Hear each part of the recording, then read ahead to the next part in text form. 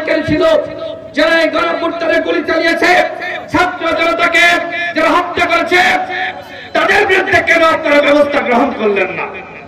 এইটা কি রাষ্ট্র সংস্কার? রাষ্ট্র সংস্কারের নামে আপনারা আজকে কিংস পার্টি গঠনের পায়তারা করছেন।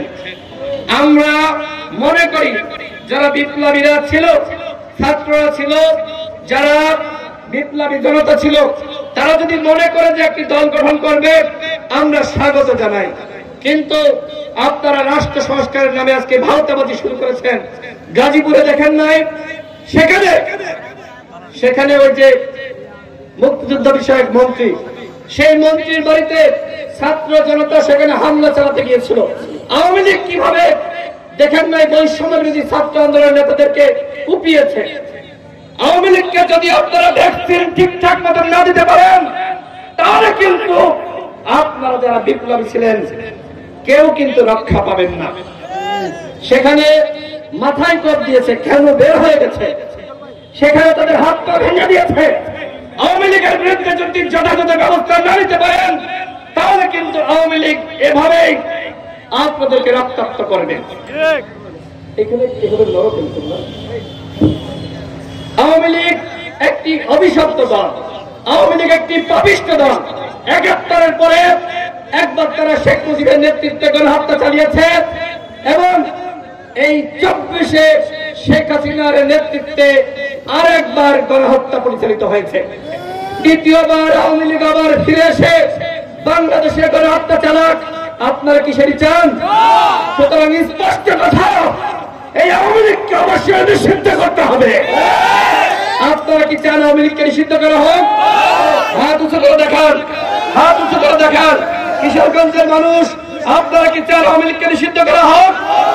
এই সরকারকে বলবো, আগামী ৭ দিনের মধ্যে গণহত্যার বিচারের আগে আওয়ামী লীগের সাংগঠনিক কার্যক্রম এবং নিবন্ধন স্থগিত ঘোষণা করতে হবে। জনগণের সাথে বেইমানি করে আপনারা সচিবালয়ে, পুলিশের, র্যাবের, বিজিবিতে, সরকারের প্রত্যেকটা সেক্টরে আজকে আওয়ামী লীগের পুনর্বাসন করছেন।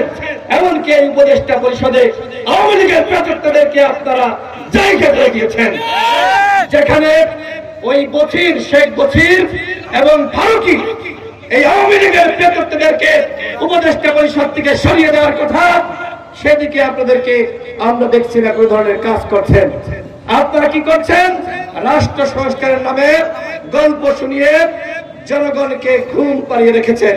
কিন্তু জনগণ যে আসলে ভালো নাই, গ্রামগঞ্জে, পাড়া মহল্লায় আওয়ামী লীগ অরাজকতা শুরু করেছে।